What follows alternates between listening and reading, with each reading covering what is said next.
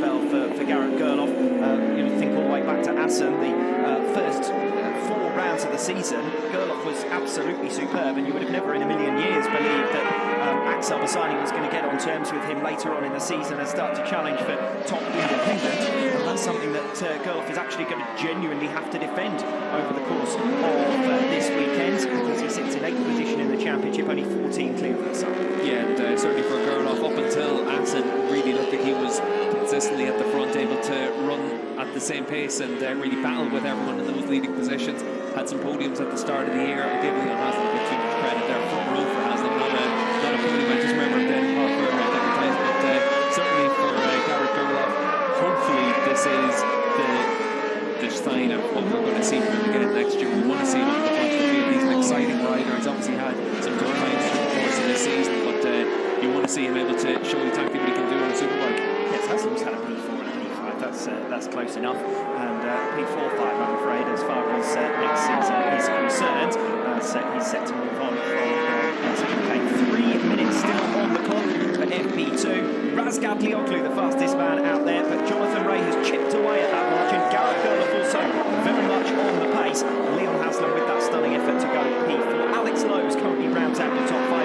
Coming now to the final laps from all of our big guns. Michael van der Mark just setting a new personal best at 1 minute 34.93. Yeah, so we've got the leading 11 riders now in the 1 minute 34s as well. So it is getting a lot closer now with Scott Redding all the way down in 11th, but only 8/10 of a second off the pace, but on course for an improved lap time now as well. Alvaro Bautista on course for a fast lap as well at the halfway stage. Toprak on course for another consistent lap there, 34.3. That's about 1/10 of a second off of his fastest time, but still faster than what we've seen from anyone else. That's when Razgat Lioglu can set a time that isn't an improvement, but is still faster than anyone else, that he is able to underline just the consistency that he is going to be able to demonstrate over the course of this weekend. Alvaro Bautista, well, we've just seen Leon Haslam put in a really strong lap. He's now made his way back into the pits, so that may well be the end of his session, at least competitively.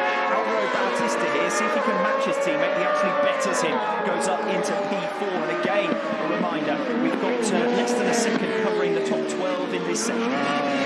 For the top 12, only 8/10 of a second separating them. It's going to get a little bit closer now as well. Scott Redding just coming into the last couple of corners. We catch up with the number 45. He's half second off the pace, but couldn't move himself up a couple of positions here. Well, he only needs to gain 2/10 of a second. He'll move all the way up from 12th position and up to 7th, and that's exactly what happens. 1:34.827. Redding does go P7. Meanwhile, out on the circuit with 2 minutes to go, Garrett Gerloff heads into the 3rd sector, and he's up at the halfway mark on Razgat Lioglu. Yeah, Gerloff up by 400ths of a second, so good run through the first half of the lap, just then to come through to the end of sector 3 as well. We'll keep an eye on his lap times on the number 31 Yamaha. Loses a bit of ground in sector 3, he's 2/10 of a second off now. And Gerloff also losing a couple of tenths of a second through that 3rd sector. He is in line still for a new personal best to try and move himself up from 8th position. Scott Redding with a strong 1st sector on his latest lap. We're only 1.5 minutes away now from the checkered flag falling, so we're in towards final lap territory for several of these riders. Michael Ruben Rinaldi and Scott Redding into the second half of their latest laps, both a couple of tenths of a second down at this stage. But Garrett Gerloff 6/10 down in the end on his latest lap. We saw him come up with a bit of a single lap cracker late on in FP1. He's got to kind of justify that pace over a longer distance over the course of time. Yeah, he's been able to put in 3 pretty fast laps in a row there, 34.4 and then a 34.7 and 34.8, so decent enough consistency there at the end of the session. To go there, rejoin Scott Redding, 4/10 of a second down.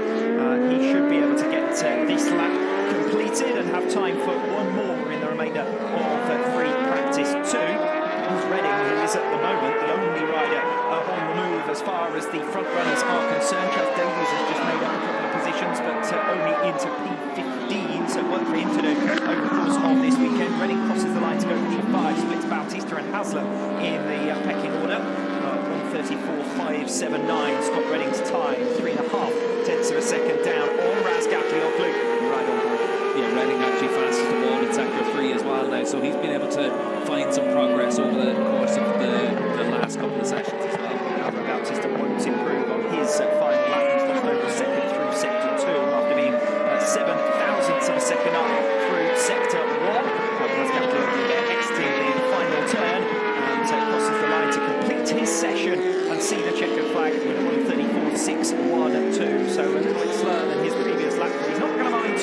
about that. He's got this session, he's got Friday sewn up here at the Mandalika International Circuit, and with a series of stunning laps faster than his nearest rival, John. Yeah, and what's going to be interesting is to see that for Toprak, he's fast in each of the sectors, very fast in sector 2. But for Jonathan Ray, he's making most of his lap time in the second half of the lap. Chaz Davies gets caught up behind Oliver Koenig here. He may well lose what looks set to be his personal best lap, and I'd say that's going to go away from him now. He makes his way through on the inside line, and that's where we're talking about the potential overtaking zone in between turns 15 and 16. It's certainly one of the slowest, if not the slowest corner on the circuit, and Chaz Davies using that to good effect to get through on Oliver Koenig. And it is a new personal best, but I fancy that Davies probably would have moved up in positions if he hadn't got caught behind the rider who's effectively a backmarker, with all due respect, this weekend on his World SBK day. Yeah, Chaz lost 7 tenths of a second in that final sector, so that's catching Koenig into that sector. Koenig's actually made some good progress in this session. He's been able to get himself well underneath the 107% time that you have to set to qualify for a race, and he's been able to find, I think, about 3 seconds in this session as well. So he's been able to make a big step forward on that Kawasaki as well. And purely in numbers terms, probably not too far off what other riders who've been doing on that same bike this season, to be honest. Yeah, we've seen the likes of Epis and Crescent. He actually found 4.5 seconds in this session, so he's made a big step forward from this morning. Obviously, enough track conditions have improved a lot, but for Oliver, he's also trying to learn how to ride a World SBK bike. This is his first outing on a